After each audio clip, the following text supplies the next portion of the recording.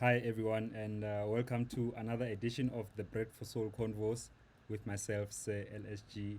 And this is a platform where we come together to really share knowledge and experiences, especially focused on the music industry and all aspects of it. I've had club owners on the show, I've had people who own sound systems, lawyers to deal with copyright issues, and artists, obviously, producers, engineers, and one of the phrases that you've, as an artist, you would have probably been hearing, as most especially in the recent years, is you need a team. You need a team. You need a team.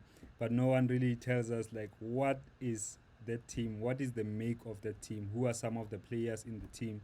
And the people who really contribute to the careers of artists. And the beautiful lady you've just seen there is a guest of mine this morning. And if I could just tell a bit of a story about PR. I mean, this is a subject for me that I know very little about. So I'm super excited to be here to learn for myself as well, as much as I hope, hopefully, other people will learn from this. And Sheila Afari has been working with so many artists, and the other special thing about you, what you do, my sister, is that what I like is that, your positioning as a brand person, a PR person, you work not only with artists and brands within the African continent, but you've also done work in New York, in LA, in London as well. And that's such a dope thing. So I'm very honored to be hosting you on the show. Welcome. How are you? Thanks for having me. I'm great, thanks.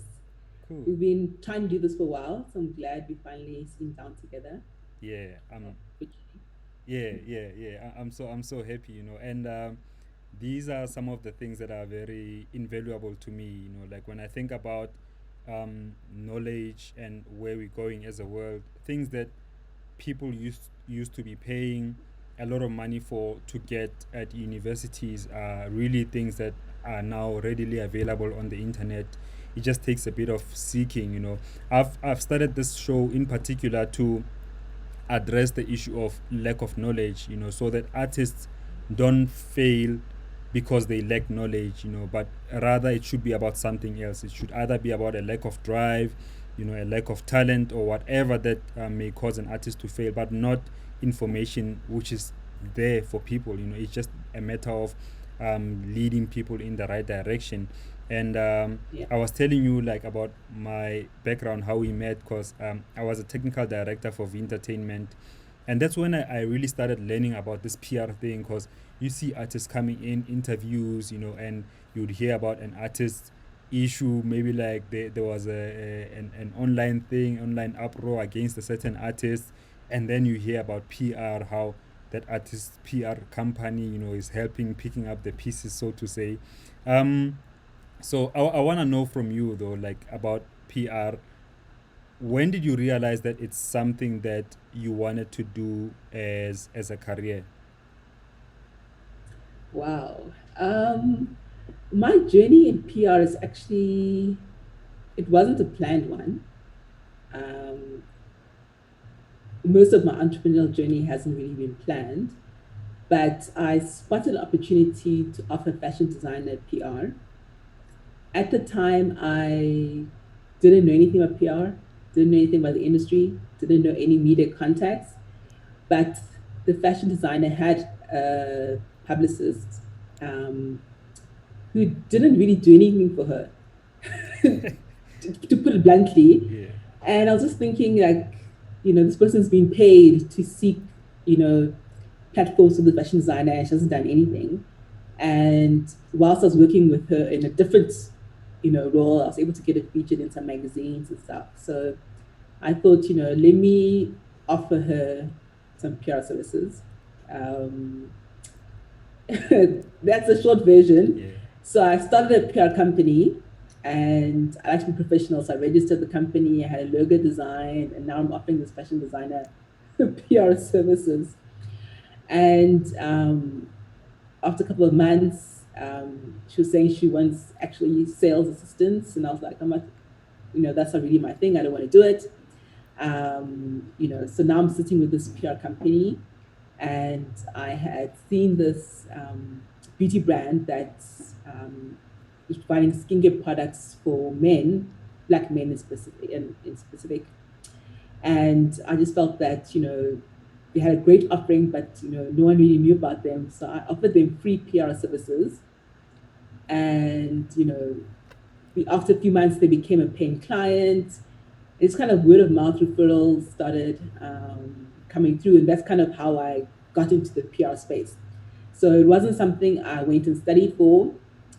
I think a year later, once I registered the company, I did go do a PR course, but starting it was never something that ever crossed my mind. I studied psychology at university. Yeah, so PR was definitely not in the cards. Nothing I thought of. Nothing that there wasn't a publicist I knew or saw, that I aspired to be like or found inspiration from. So I really started this journey from a clean blank slate and was just navigating it myself. Yeah, that's such a powerful thing, and sometimes we could underestimate the power of starting, because when you think about goals, and if you only look at the end thing, it can be such a daunting thing, like, oh my god, now I have to, what do I have to do to reach those levels? But really there is such a powerful thing in starting. They say, like, if you want to write a book, if you write 20 minutes a day, by the end of the year you would have written a book, but if you think about the majestic book at the end goal and only focus on that, it can be such a difficult thing to even begin. So I think that's so powerful. And you mentioned something about a publicist that didn't do anything, for the designer. I've got a story I will tell you about my own experience with a PR person. Yeah, yeah, we'll talk about that later. But because this is a music platform, we'll get into music for PR in a bit. But Yeah. I just want to briefly ask you about the different companies that you've worked with, and you've done PR for. You know, that's I don't like that question, but I just don't see the relevance of the question. Because people often, you want to say, oh, because I worked with so and so, it means something. For me, it doesn't. It doesn't mean anything. For me, what's important is, were clients happy? Am I able to retain clients? So my PR business is going on 8.5 years. I've had some clients for almost 8 years. I've had clients for 7 years. I've had clients on books for 6 years, 5 years, 4 years. So I'm really proud that I'm able to build long lasting relationships with clients, regardless of who they are. I work with labels. I work with, well, both major and independent. I work with individual artists. I do work on campaigns, which might just be like a 3 months burst, but I believe my best work has been when we've journeyed together. So, sometimes I see people, every other month they're changing their PR company. You're not going to achieve things if you keep changing your team. You mentioned in the beginning the power of team. And being able to have that core team that stays the same is quite important. So I believe that, I have played, a crucial and valuable role in certain people's teams, understanding what they're trying to achieve, how to build, the brand and the artist and journeying with them. And I think it's, other than being privileged to be in that position, I think it also speaks to, the work I've been able to provide, that these people have been happy enough to say, okay, cool, they just keep working, let's keep going. So the majority of my long-term clients, I don't even have contracts with, we've just been working. Wow. Yeah. And also, I think that's such a strong thing to stand on when you don't even want to mention, like, the people that, or let me say companies especially, because, well, I was honestly asking it for bragging rights, that's really the case, not really for anything. But I'm glad that you also went in to elaborate other forms of, like you building long-term relationships with, whether it's brands or with whether it's artists, and personalities. But also I want to ask you, if you could explain to someone, in layman terms, exactly what PR is, and specifically for somebody who's an artist who's in the music industry, why is it so important and the different aspects of it? I like how my journey started into PR, because I think sometimes, often, artists think that they can't do certain things by themselves. So I always hear people saying, publicists, being like, oh no, I know so and so at this station, I know so and so at that station, as using it as clout to say that, they can get you to spaces. And, that can only work or take you so far. There's so much more to be able to pitch an artist or client, to a media platform. So for me, when artists want to understand what is PR, everything is PR. Everything that you do is PR. So, it isn't about you've now knocked on Sheila's door and said, hey, Sheila, I want to hire you, your company as, my PR company. And then now you're engaging in PR.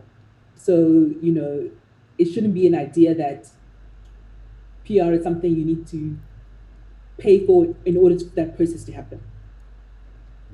Anything that you do to put yourself out there, how you position yourself and how you positioning your brand, that's PR. So traditionally, it was, being able to be on TV, newspapers, magazines, to share your music, your album, tell your story. But today we have social media. Your actual Instagram or Twitter or Facebook is a media platform. And that's a platform that you can use to position yourself to the public. So it isn't about, let me just put rubbish on my social media platforms. Let me not think about myself as a brand. Let me wait to get money and go get a PR company. So as an artist, the starting point is no one should work hard on your brand or take your brand more seriously than you do. So if you are a musician, fair enough, things are digital. But back in the day when people had CDs, how are you walking around without a CD that you can give to someone and say, here's my music? Yeah. So in today's translation, you should be able to tell people, guys, find me on Apple Music, Deezer, Spotify, here's my link. You must always be ready for that. But even just your names on social media. If I'm called Blue Dress, why is my Instagram called Red Button and Twitter called Yellow Hat and Facebook called Black Chair? You think it's silly, but I come across it all the time. There's just mismatched alignments. People don't think about their brand. And sometimes, you do need external people to help you and guide you, but every touch point of yourself, can be considered PR.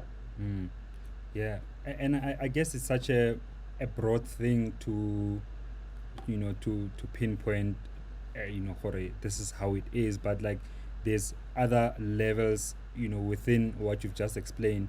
And I'll make an example. So when I released my album, let me actually just start by sharing this story with my PR experience. And this was in 2017. I had already made certain networks with certain people in the industry, whether it's going to print, or going for some TV interviews or radio interviews. And I was fortunate enough that even before the album came out, I had radio stations like Kaya FM playing my music, because my background really with music is the deep house music, soulful house music. It's not necessarily popular stuff in the mainstream, although I wanted to take the music there. I wanted the music to remain as soulful, as authentic as it is, but really take that product and present it the same way a popular artist would present their product, in terms of reach, and platforms. So we went on, me and my label. It was a small label of literally 2 people, and we were trying to find out how we can best sell this thing. And we thought, okay, maybe let's go for a PR person. And the first person we found was somebody who was not so experienced, and it seemed like they never had really good networks either for what we wanted to do, and it didn't go so well. You know, it was like 2 weeks later. Okay, we called it quits. But then we went with someone who was kind of well known for the niche market we were going for. You know, like just in terms of music. Um, and nothing happened. You know, like we paid money, like literally. When I say nothing, I mean like not even a response that I got the money, you know, or anything. Like, and by the time when we got that person, the album had already gotten some traction within our scene. Um, I was getting interviews by myself. I was making those phone calls, and the music was speaking for itself also, which helped me. You know, so I thought having a person and taking on this product that was already moving, it would be easier for them to take it to another level, you know, but nothing happened from there. So I want to know from you, if you were to advise an artist, at what stage would PR be necessary, in a PR in a sense of getting, you know, like someone like you on board as part of the team? That's a good question. And your story is one I hear often. I don't quite understand how those scenarios happen where absolutely nothing happens, but it's quite a frequent one I hear. So at the end of the day, it's always about what's the objective. So some people think, okay, I need PR to get on TV, get in these spaces, and then PR will then help me get bookings, which will bring me money and that. And it doesn't work that way. Mm. So let's say Cadbury releases a new chocolate. You see the billboard, you see it in magazines, you see the TV ad, you know this new chocolate's out there. Mm. But now you're at the till and you just have 10 Rand and you're craving chocolates. Most people would spend the money on the chocolate, they know what it tastes like already. But if you were walking in the mall and someone gave you this free new chocolates and you were able to taste it, you have no issue buying that chocolate next time. So PR will create that awareness. People will know that you have an album out. People will know that, okay, you know, you're doing your press runs, we see you. But it's not going to make a promoter now come and call you, because that element of booking is more than just the visual perception. Mm. But if someone saw you performing at a Chisanyama, maybe you even didn't get paid for that gig, you're just there, you're using it as promo. Mm. Someone saw you performing, the crowd was going crazy, had good energy. It's easy for someone to look at you and say, I want you at my event. Mm. I can see what you can do. So you performing on your TV or whatever, you know, doesn't have the same response as the physically saw that product or that element. Mm. So when people are looking for, I need quick bookings, quick gigs, spending money on PR won't attain that. So with new artists, if budget is limited, marketing is where you spend your money. How do you get into people's faces where they know what they can actually buy and you can generate more money from? Mm. Being in Daily Sun and the Sowetan and those things, they're nice, but they won't automatically bring you bookings. Mm. But the next layer of what PR could do for you is you can't even put money on it. So it's not about the quick buck. You want to brand build. You want people to start knowing the name, the face, so that your team can use that information to then go to brands, then go to other, you know, event platforms and say, you know, add SHEILA to your lineup. You know, every week she's doing mainstream media. You know, last week she was on this show. Here are some newspaper clippings. You know, Drum Magazine said this about her. Gamma Magazine said this. True Love said this. That positioning can help unlock other doors, but you need to know what to do with it. Mm. So just for clout on Instagram to be like, oh, I was on Live Amp, you know, it's cool, I'm doing something, you know, that can only get you so far. Mm. But if someone knows what to do with that information, to say, okay, because the brands aren't necessarily following you on Instagram, or watching Live Amp. Mm. They're not seeing that all the time. But, were you in Mail and Guardian? Were you in the spaces that they can see as well? Mm. So it's all about the longer term vision. So you don't just come quick and say, okay, cool, I'm going to do 1 month of PR because once I get on XYZ platforms, I'm now going to get bookings and all these things will come. It doesn't come. Sometimes, you need to do a whole year of PR before that value actually unlocks itself. Mm. But, like you said, you 2 weeks in, 1 month in, you're like, ish, nothing's happening, let me bounce, let me jump. Mm. Yeah. So, but fair enough, sometimes you can tell very early that this relationship, nothing's going to come here, let me not waste my time. But when you're in certain relationships or certain, have certain team members where you can see that, okay, there's a plan, there's a strategy, we can see that there's progress. It's easier to stay along that journey knowing that, okay, we're getting somewhere, and to review and say, okay, cool, this month's report, we saw that, we've got these platforms, this was on our hit list, it's a win, yay, what's happening next month, it kind of builds that way. Yeah.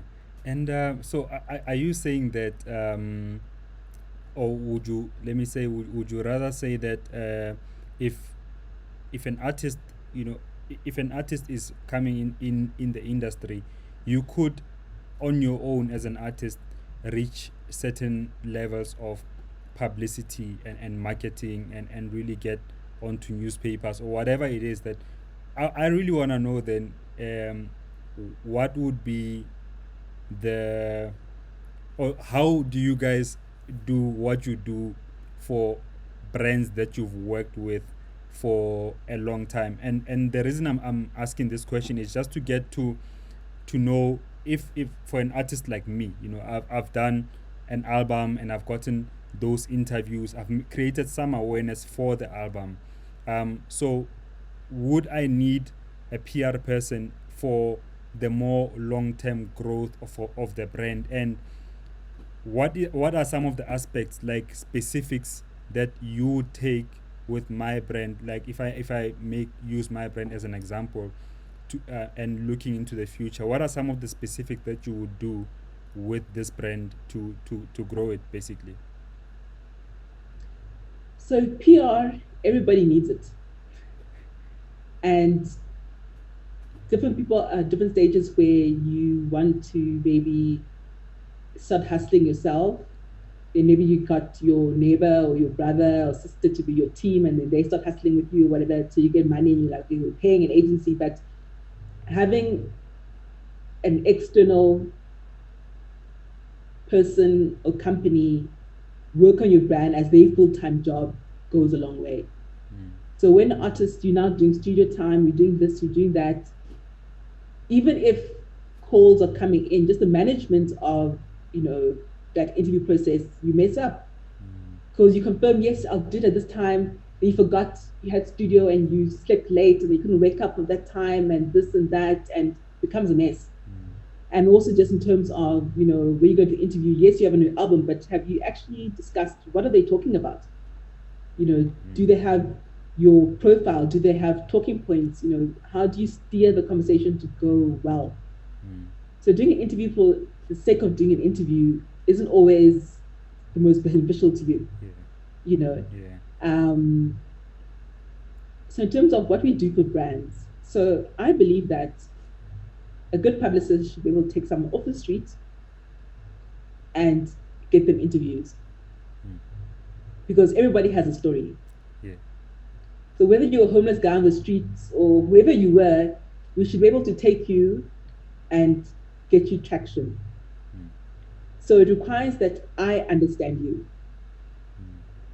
So I know the media needs content.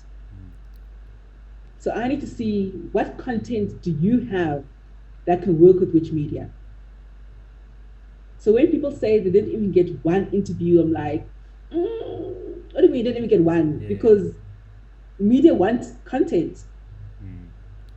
So yes, maybe you're a musician and that can get you so far, but there's other layers to you as a musician. So you have background in TV, a producer, this you unpack things. Then it's like, okay, maybe you have interesting, upbringing. that contribute, that story can have its own angles that can work with certain stories. So media don't want to just come and say, oh, you have a new song, okay, sharp. That's 2 minutes. What am I going to talk to you about? So we need to make you and your story enticing enough that people want to interview. So that's work that's needed. So, if someone is like, but I already know certain industry and then I learn PR, cool, you can do that for till a certain point. But eventually, if you're going to focus on your job and what you need to do, you have to let someone else do that. And someone who knows how to do that also helps. So I'm not one that's big on the connection story, because I started not knowing anybody in the industry. At the start we talked about access to information, that it's out there. If you open a magazine, people's contacts are there. If you go to stations' websites, people's contacts are there. So it's no longer an excuse to say you don't have access to certain platforms. But you calling YFM, oh, I have a new single. A million people can call YFM and say I have a new single. How much we interview you? Yeah.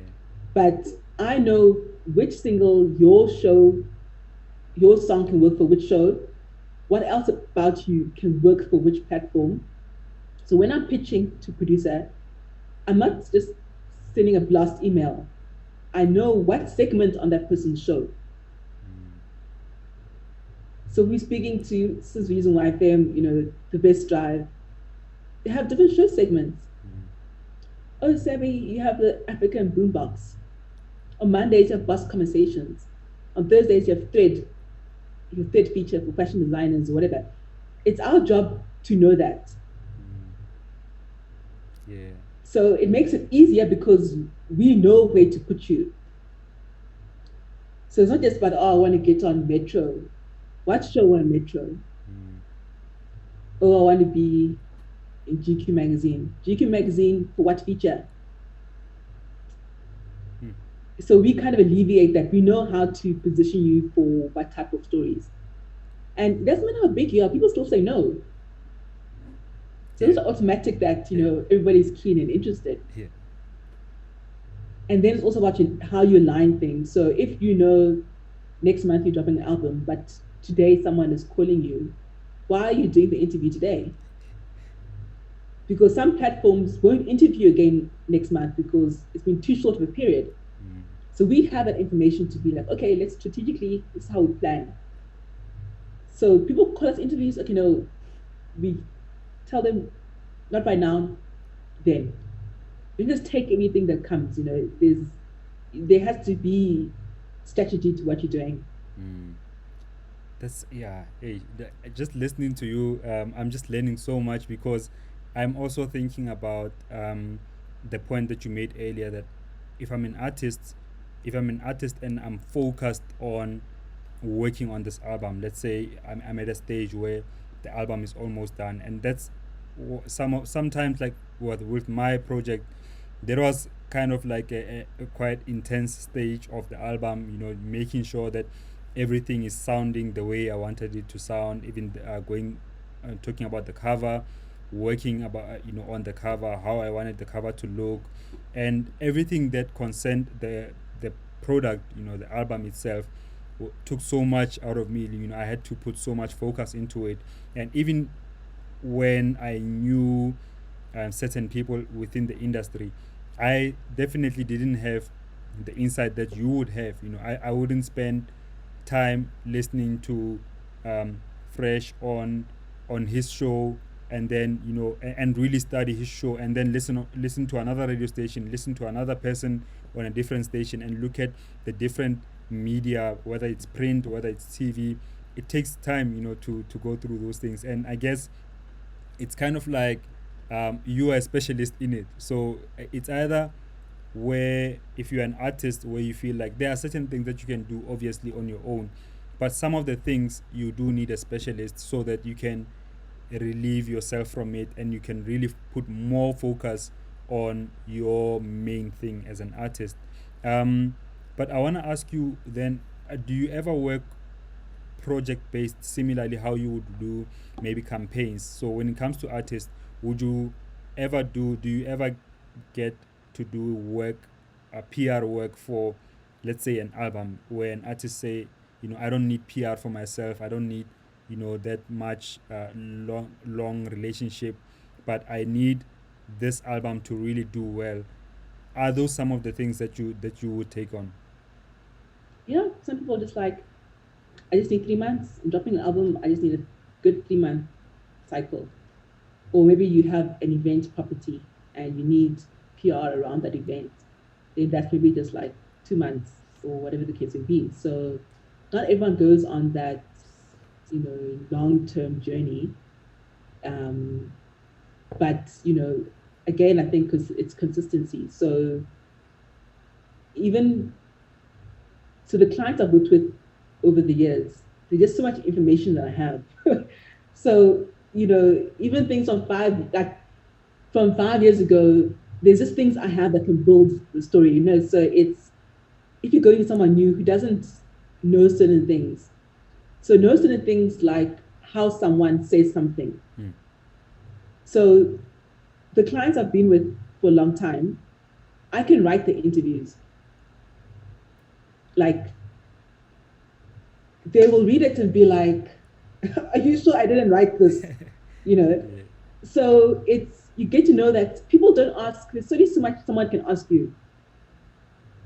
It's the words might change, but if your story is the same and you're consistent, you will keep saying the same thing in interviews and things like that. Your story isn't going to change.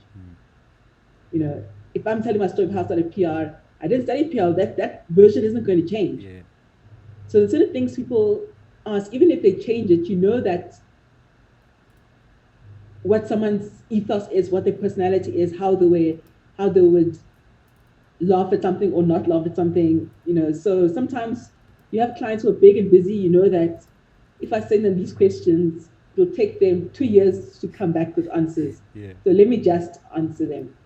Or we know that we try to do telephonic or something, so it's out the way. But if the journalist is insisting it must be written, then sometimes it's easier just to let me write it, send it to you for sign off.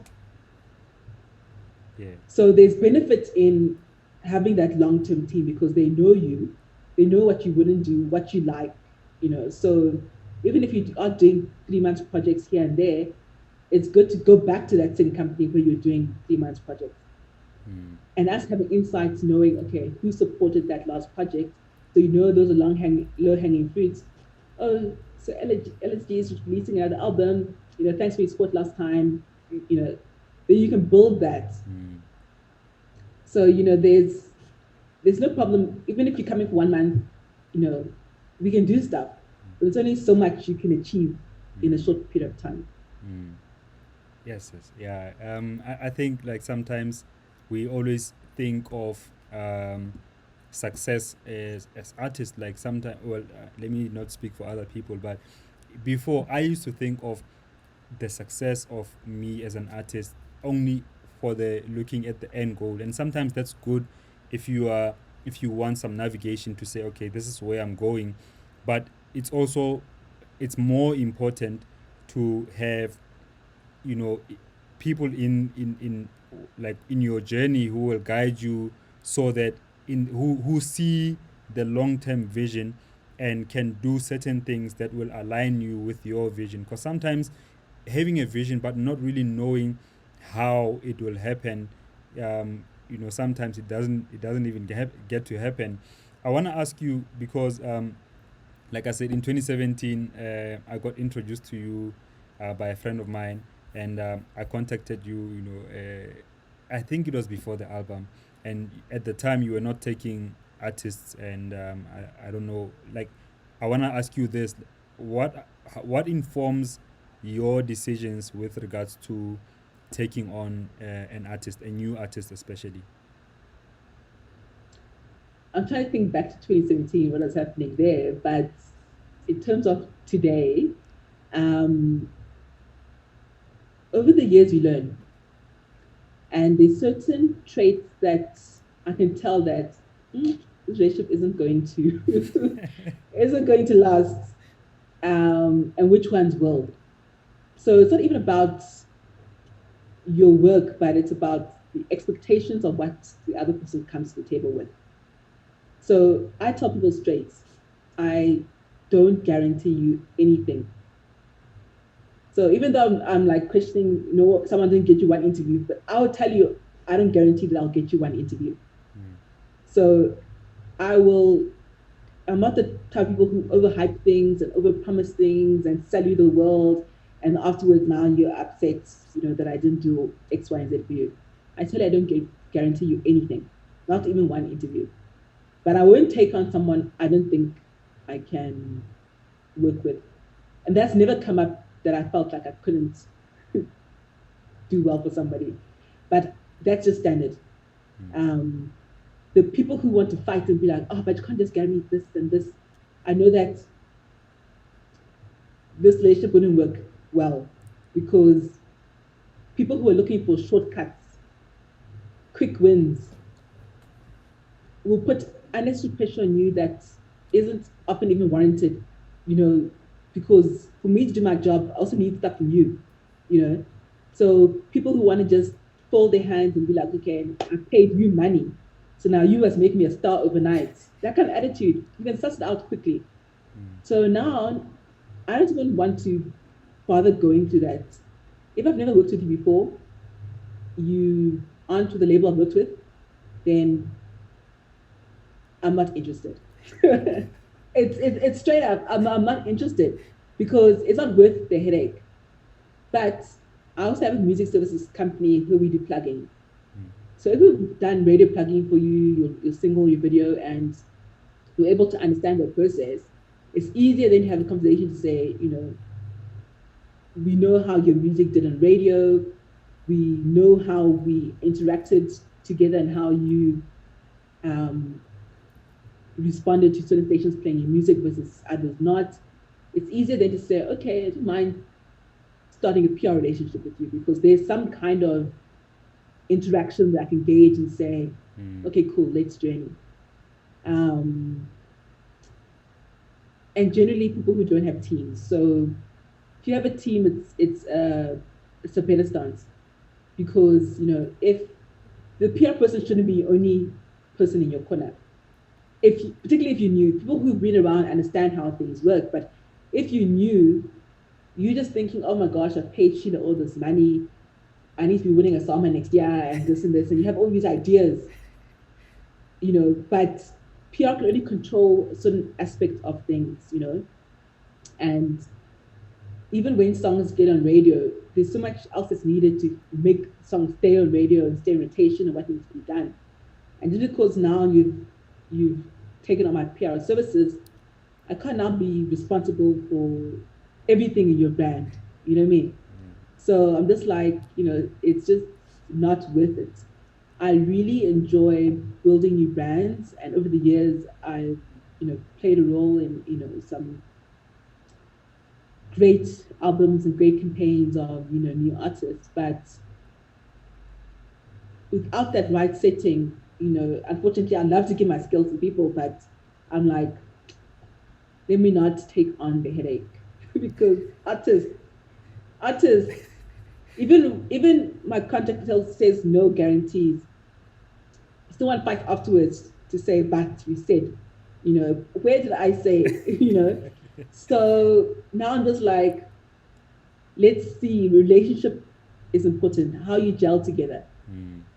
Because not just about, I'm sending you on interviews and stuff, but we're still interacting, we're still, communicating, and how is that relationship? Yeah.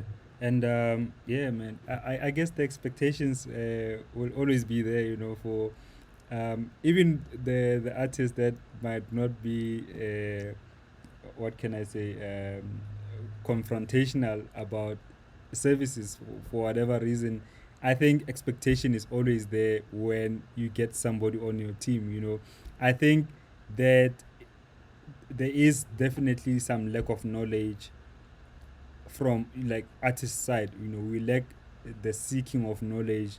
What exactly are we getting ourselves into, and what is the role of this person, or this management company or this agency.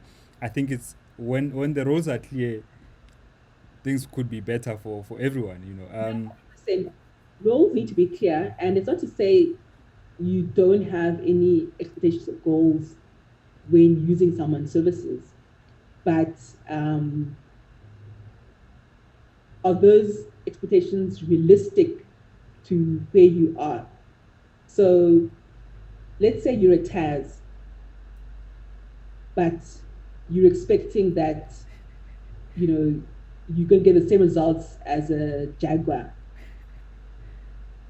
It's not going to happen, not overnight. Yeah.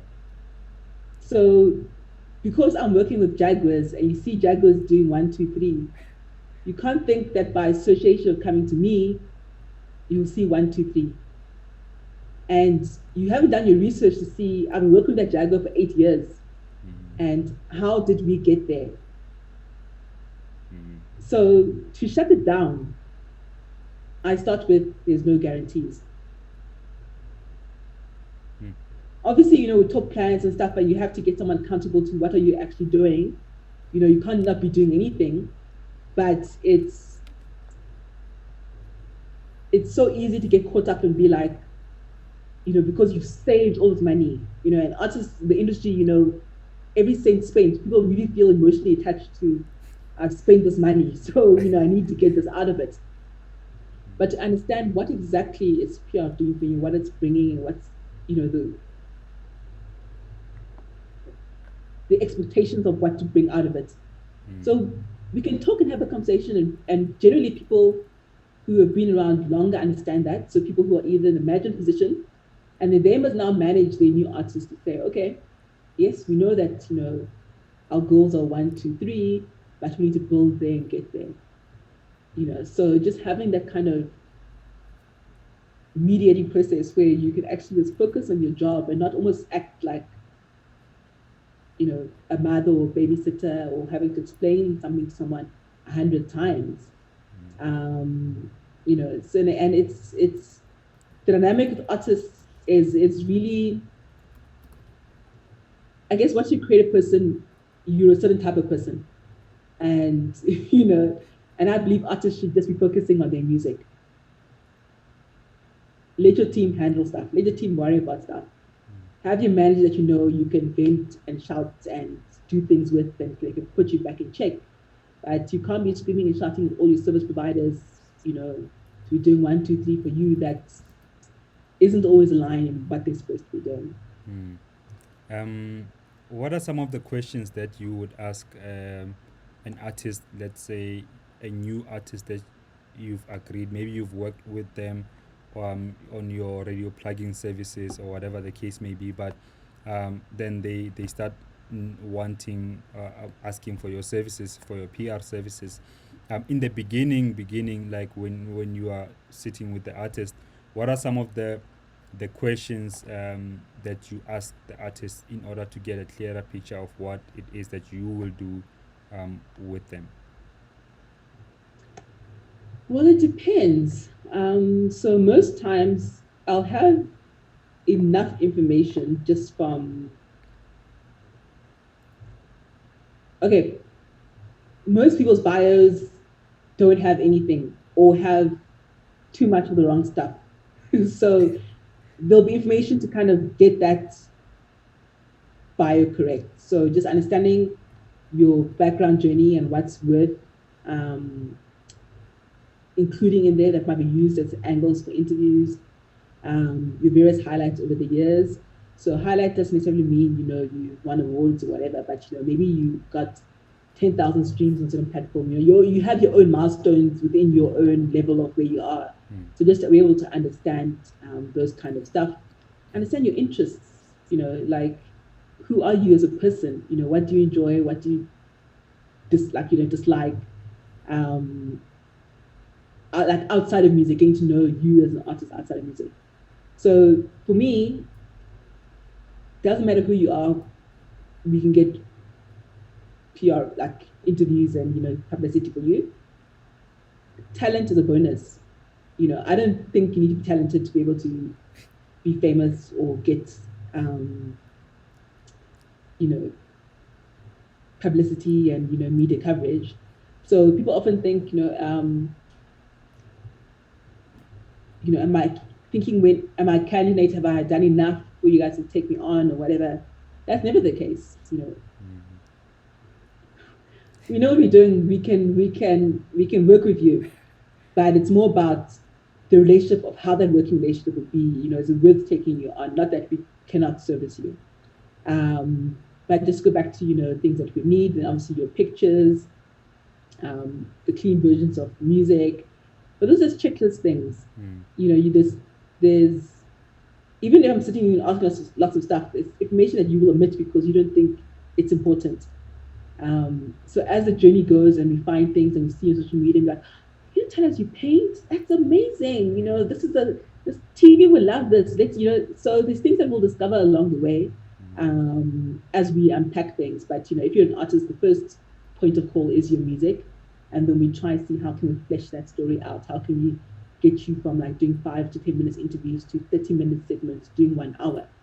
So when some people even come and they're like, oh, I want that show. Like, do you know that show's an hour?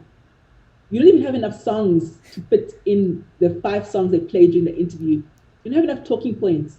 So sometimes you break it down to say, that show isn't for you. But this other show where and then you start there and you build, and as you develop in the industry and do more, and now you're collaborating with more people, and now you involved in this other campaign, and you volunteer here and there. The things just add up, and you build your profile. Some people come amazingly packaged from the start. They have all these great things, and they can do an hour interview. And some people aren't there, so people are different. So everybody's different, and we'll have to unpack that. And I think also just media training, because you think that everyone's ready for interviews, but everyone reacts differently. So even if you're a musician, maybe you're cool being on stage and stuff, the feeling of sitting in a studio with cameras in your face and it's live TV can have a completely different effect to how you now articulate yourself and things like that. And you get to learn those things as you go along and be like, yeah, interview, okay, we can do better there. Or, when you are trying to explain stuff about yourself and I know your story and we hear that, you cut it short there, you didn't quite explain there. So listen, feel free to share more. Don't you do yes or no answers. So there's work that gets done, but it's really a unique situation for everybody. Sure. And I want to ask you about the different levels of costing, like when it comes to PR companies. Is it always, would you say that it's an expensive service, or does it really depend on who you are working with and the value that agency or person is bringing to you as an artist? Well, I think the PR agency or PR industry, we are highly undervalued, highly underpaid. You'll have no problem popping bottles, the club, buying sneakers that could be like 6 months worth of PR cost, but you don't want to pay for PR. And I think it's because people don't understand the actual value of PR. So other than value in terms of you have an interview on the biggest show, biggest station, you don't know what that interview costs. So on the corporate side, they understand. They know that if I were to buy that radio segment or that full page ad, it would cost me X. So it's actually even cheaper with this PR company. Even if they only give me 1 or 2 interviews, I'm seeing great returns. So they understand it that way. An artist doesn't understand it, the rand value, to say the 5 minutes of metro cost me 60,000 rand. But I'm fighting with someone, not trying to pay them 500 rand for the interview. You know what I mean? So it's the lack of understanding, I think, has just devalued what a publicist brings to the table for you as an artist in your career. Those that understand the value of it are more open to, paying more. But the short of it is that the industry doesn't make enough money. So if you're not earning a lot, it's hard to say, oh, I'm going to spent 20,000 Rand a month on PR, because there's realistically, how do you afford that? So for me, it's always about, start where you are. Don't overstretch what your budget is. So even if you think, that agency there is where I want to be and will do better stuff for me, but I can only afford this agency here, start there. Than to try to do 2 months with the other agency and now your budget's finished and you've only gotten, 1 kilometer. Whereas with this other agency, you could have gotten to Pretoria or to Botswana by now. So it's not to think that, the grass always green on the other side. It's saying, okay, I have this budget, how do I make it work? I hear all sorts of prices. When I started out, I think I was charging like 2.5 a month. Okay, I started for free actually. I offered people some free services. And then I was like at 2.5, we went to 5. And it was mainly because I was like, I'm still new at this. So I need to leave room where it's like, okay, even if I'm not doing the best, I'm still cheap enough where you can still be satisfied, And then, as time goes on and you build and you grow and your team grows and your expenses grow, you have to be like, okay, well, I need to increase my fee because just operationally I can't operate at that level. So yeah. Yeah, there's a mastering engineer friend of my, well, let me not say friend because he's a friend of my label owner. So he's been mastering everything on Gogo Music for the past 15 years now. And I asked him a question about money because we've gotten to a point where anybody can do mastering. Like anybody, from whether you went to school or you getting the knowledge from the internet, you can really do your own mastering. But there's obviously difference in there could be a difference in the quality and the time that someone has. If somebody has been mastering for 30 years, the results will be different from somebody who's been doing it for a year. But also what he said to me was that we need to put in mind that if you're starting out from college and you're doing mastering, you don't have any costs. You're not paying any high storage costs for files, and you're not paying any office costs. You're not paying any rent. You're not paying other people, a receptionist and stuff and so forth. All the business costs that come with running a mastering studio. And I can assume it's the same for PR. If when you started alone, you could take the 2.5. If you've got 2 or 3 artists, you pay rent, you get some food at the end of the month. But when it grows to a level where you've got a receptionist and you've got an assistant, or you've got other people that are employed that are dependent on you every month for a salary, your rate needs to reflect that. And it's not just about the rate of getting someone an interview on Metro FM or whatever the case may be.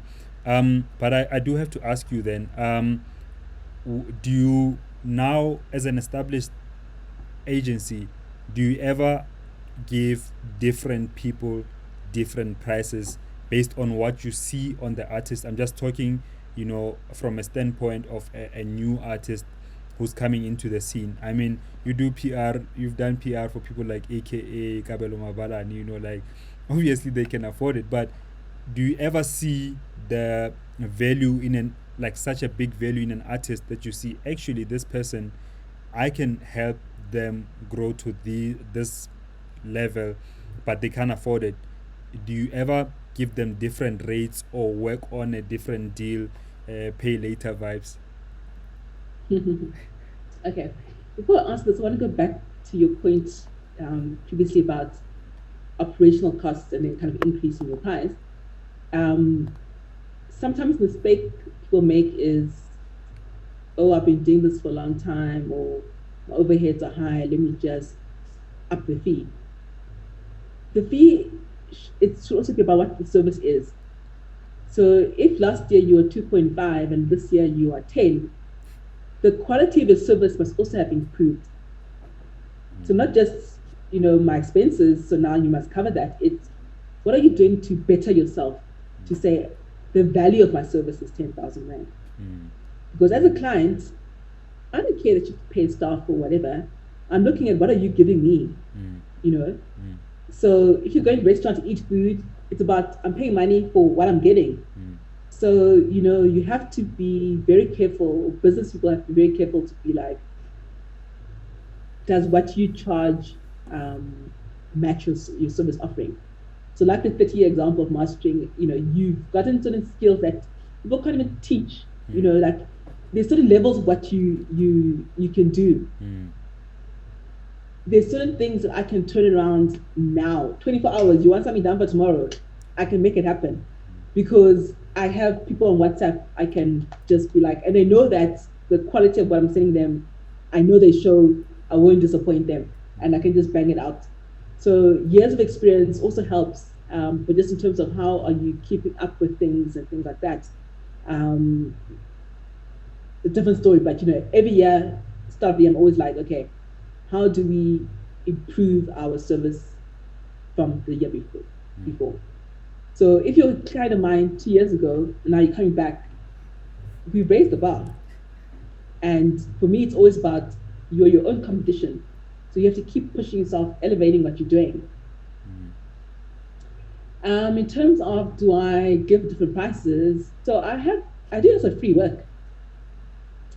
For me, it's not about the money.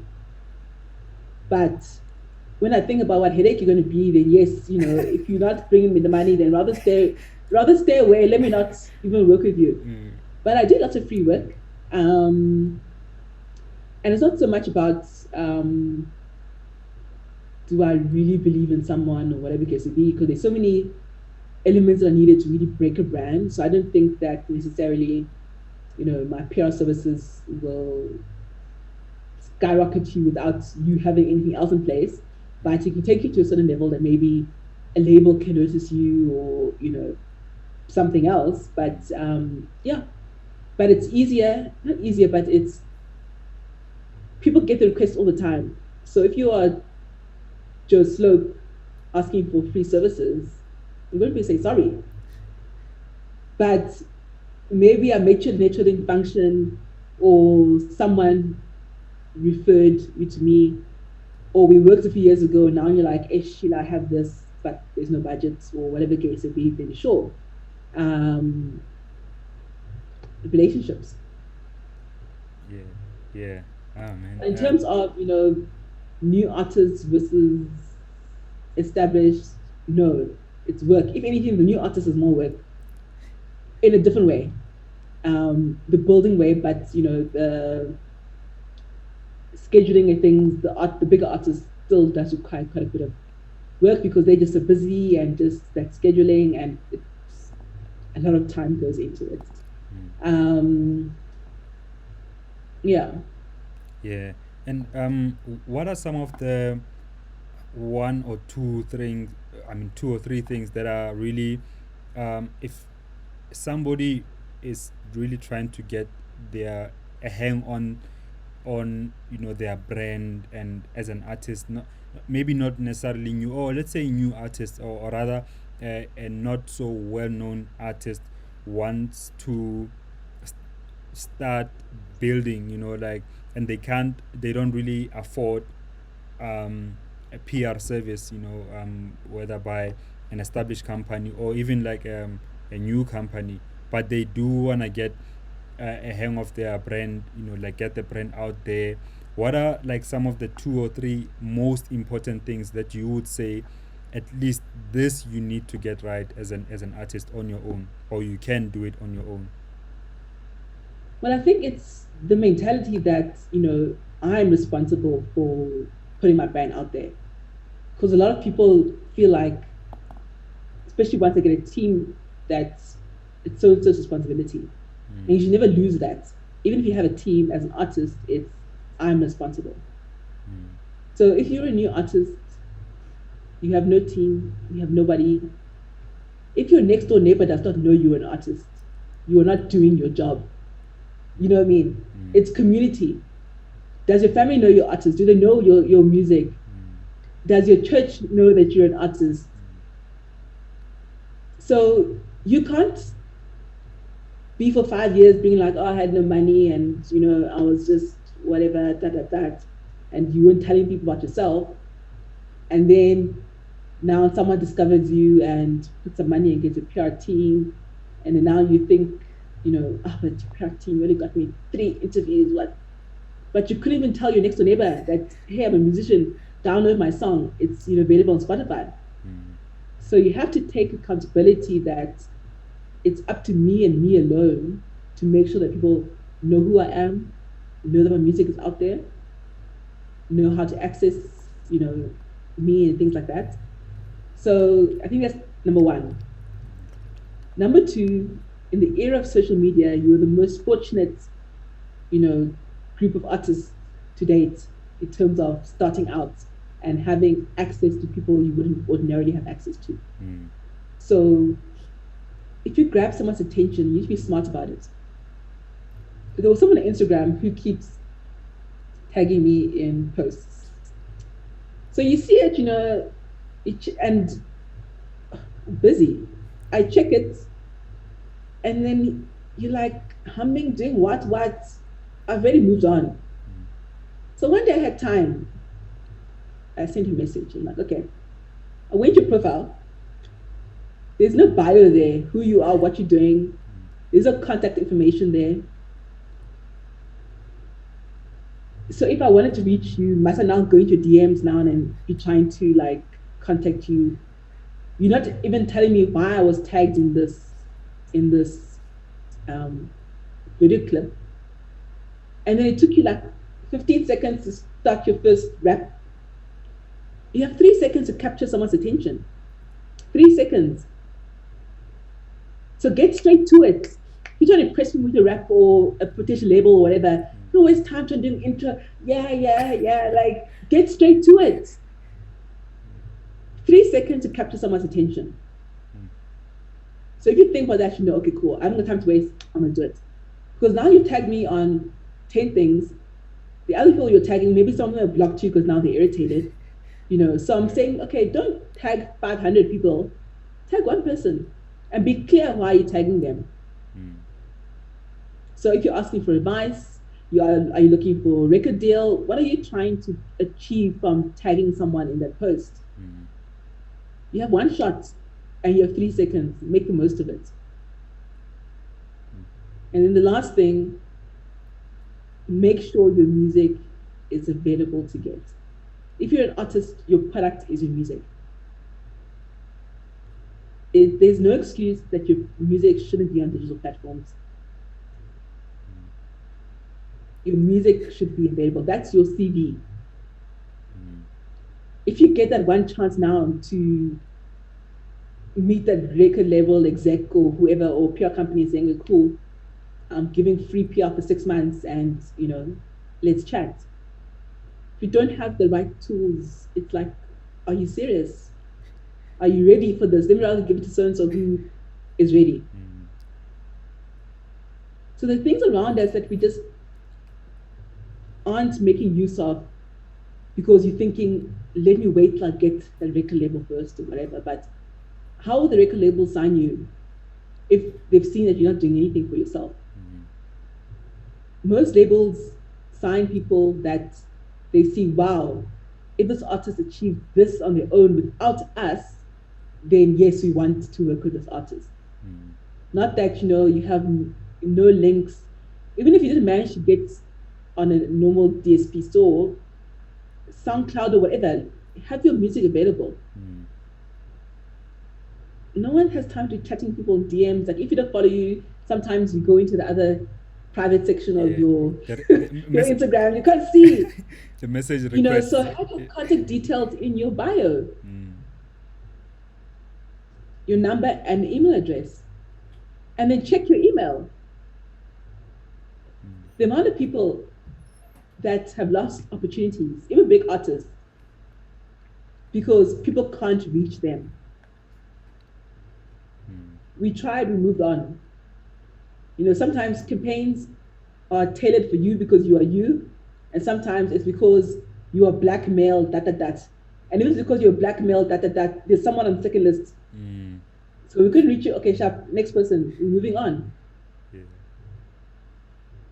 So what's it saying? Preparation meets opportunity or something like that. It's like you have to be ready for that moment. You don't know when the moment is coming. Mm.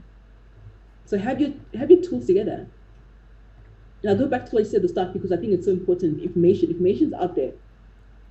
So instead of spending your data doing random stuff on the internet, research and learn.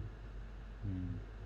And a lot of people who tell me stuff that like the one I get often like, when I tell people, like building a brand is a journey, you're not going to just have overnight success. A lot of people think Casper was overnight success. So yeah, it took 10 years or whatever, of building to get there and to have your tipping point. But you don't look and see that, he started off being played at community stations before major stations were playing him or whatever the case would be. Mm. People don't want to learn someone's journey. Mm. If you want to be like someone and you want to follow the journey, you don't just start where you see them now. Mm. You want to know, where did they start off? Mm. So I think artists need to take more responsibility for themselves, treat themselves like businesses, and say, okay, cool, this is my business. I need to know where I want to go, what I want to do, what I want to achieve. And can have these dreams that they might not even seem possible in the here and now, that, oh my gosh, how am I going to win a summer? I don't even have one song on radio. But you have the vision and you know the journey and you build. Mm. Instead of spending data tweeting people must fall and this, go Google some information and learn. Mm. Wow. And one of the things that you mentioned, which I must, really, if I have to overstate, um, the fact that the current generation of artists, actually not even only artists, anyone in any field, whether you are in psychology or you are in accounting, any field that you can think of, we are really, really one of the most blessed, generations, because of social media, because how, the how easy it has become for us to reach out to people, like artists are, or brands, or anyone. There's brands have got social media accounts, artists have social media accounts. I remember, like, in 2011, I was already producing. I think I started producing in 2008. So 2011, 3 years later, I think the music had grown. And what I used to do each and every day without fail, I would look at record labels that I enjoyed their music, that I felt my music is similar to. So I'll just look at those labels, research about the labels, and look for emails, look for those emails, look for their websites, whether it's a contact us thing, to contact them on their websites and say, here, I'm an artist, here's a song, each and every day, and mostly, obviously, either you are ignored or you get a no. But one person will react, one label will react and say, hey, this sounds good, or this doesn't sound good, can you send me something else? And already you've got something to work on, like to work with, I mean. So we really need to use, if it means you need to be DMing 100 people a day. I mean, don't be annoying, obviously, but like really put yourself out there. The information is there. Yeah, shoot your shot. Yeah, definitely in today's words. I want to ask you about radio plugging because you mentioned it before we close.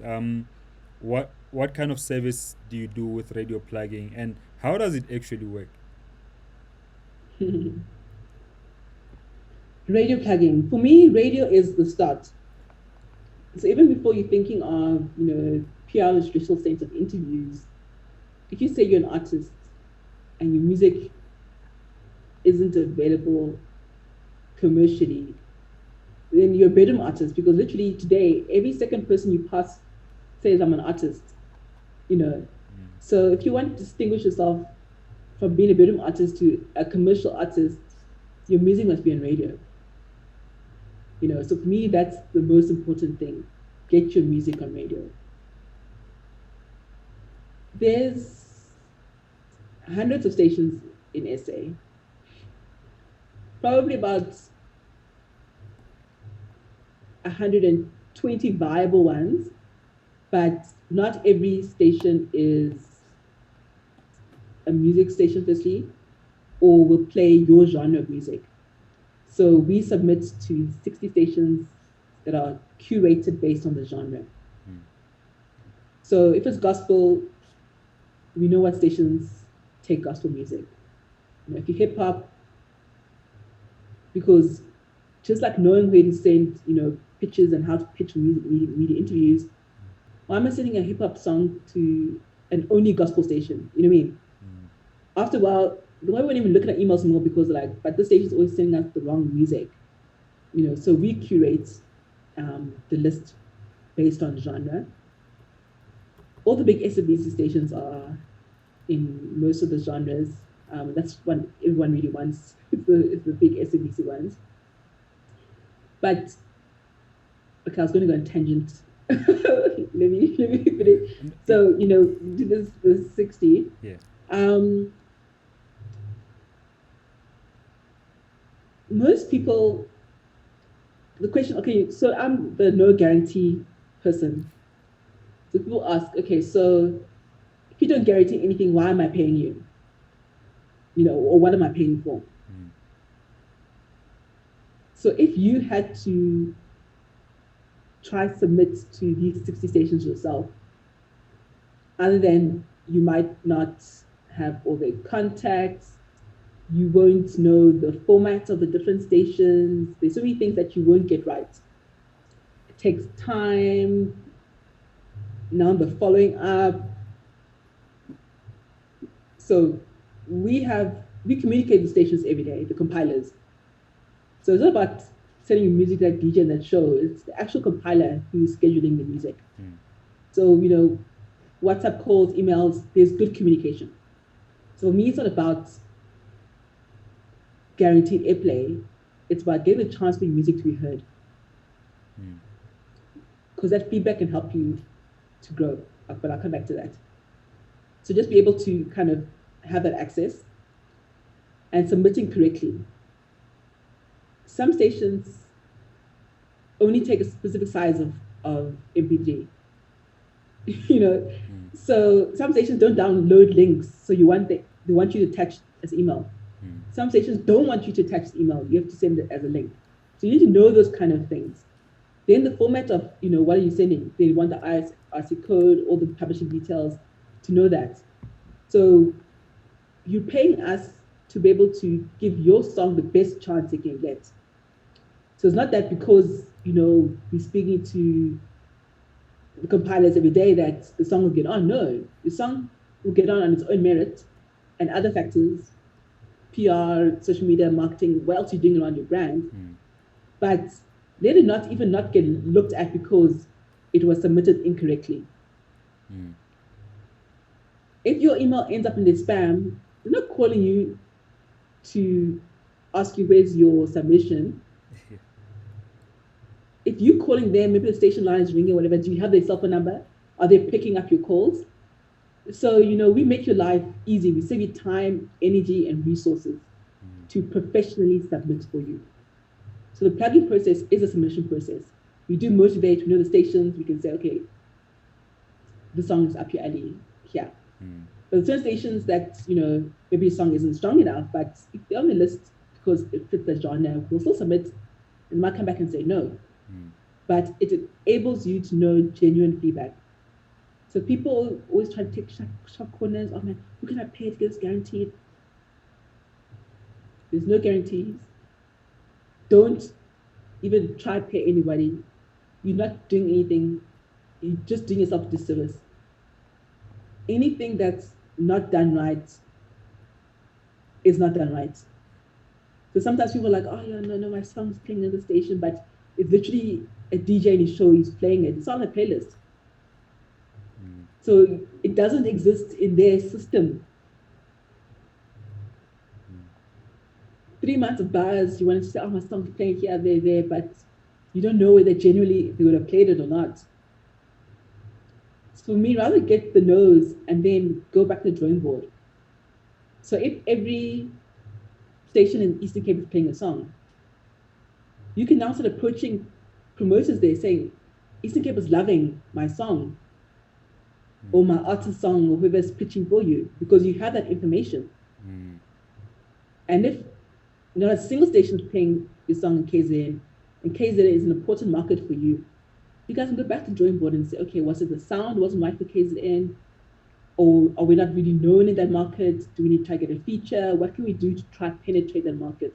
Now you're using insights to say, okay, so it's not about crying, so I paid money, but my song isn't played on this station. Like, work with who's playing a song. How do you work and build those relationships? So give people 30 stations of playing your song, but they'll cry because, oh no, Cozy rejected it. Why did I pay you money? Because, because you didn't play my song. So people get emotional in different ways and can't even see that your song is doing well. Not everyone will get on the Cozy. And it's a building block. So 30 stations now, maybe your next one gets 40 stations and you build. So it's a journey. There are lots of stations we speak to, they're like, wow, you guys send us music. People do not send us music. Because people just, top 5 stations, that's all their focus is on. They're not realizing that, guys, they're campus stations, they're not enforcing what campus people are listening to, which then helps them tell promoters that, guys, we want you to book this artist to our events and those kind of stuff. People completely forget about the building blocks, and they think, if only my song is there on that station, just plays once, it won't necessarily move the needle like you think it would, where some other stations are playing it like 10 times a day, you know what I mean? So for me, it's always about every station is important, big or small, every single station is important. And information is important.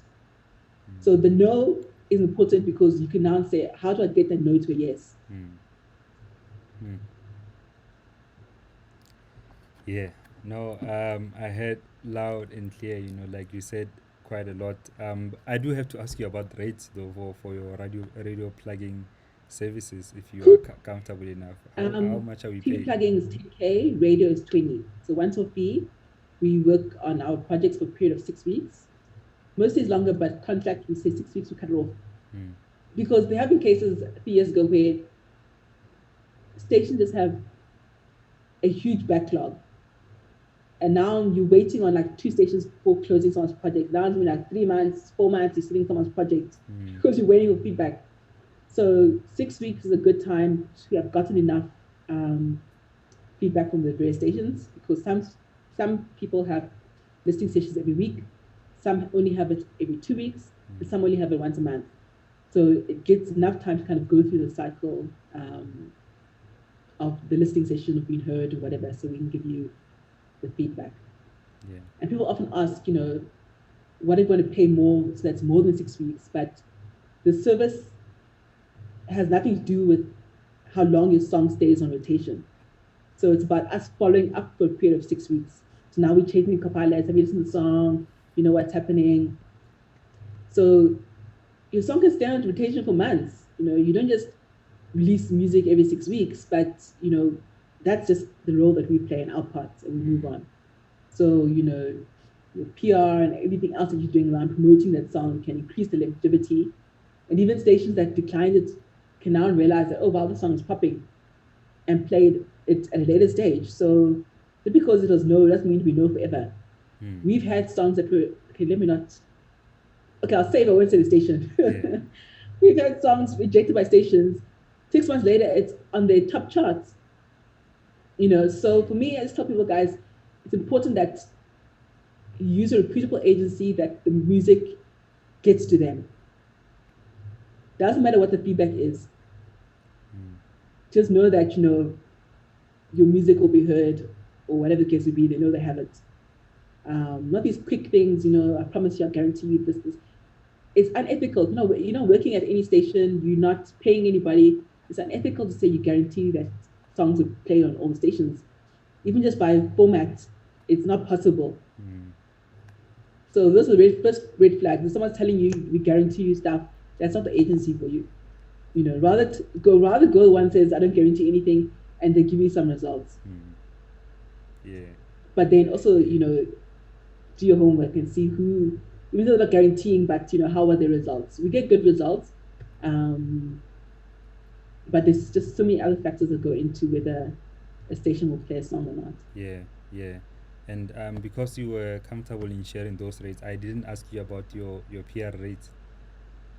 They also range with different services, but I guess generally probably 10,000 upwards, on average 20.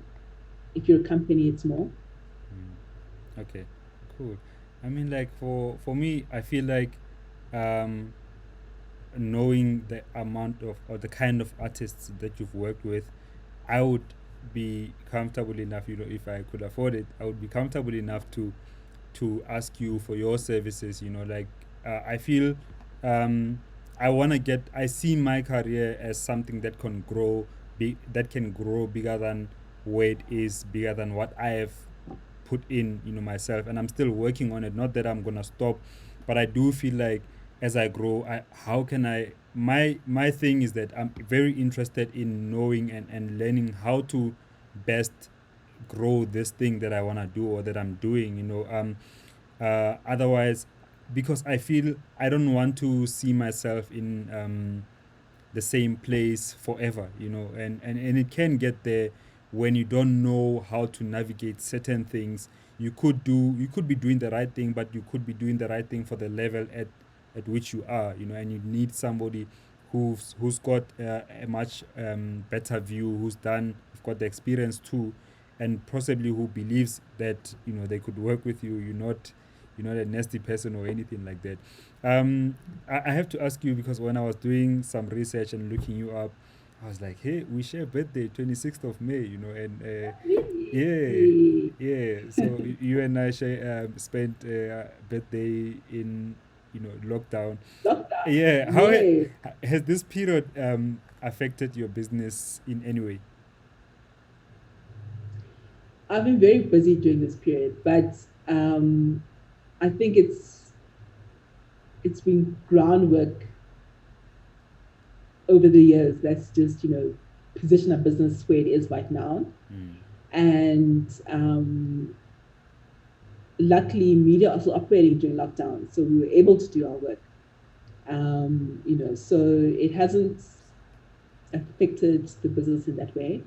We've been very busy. People are still releasing music.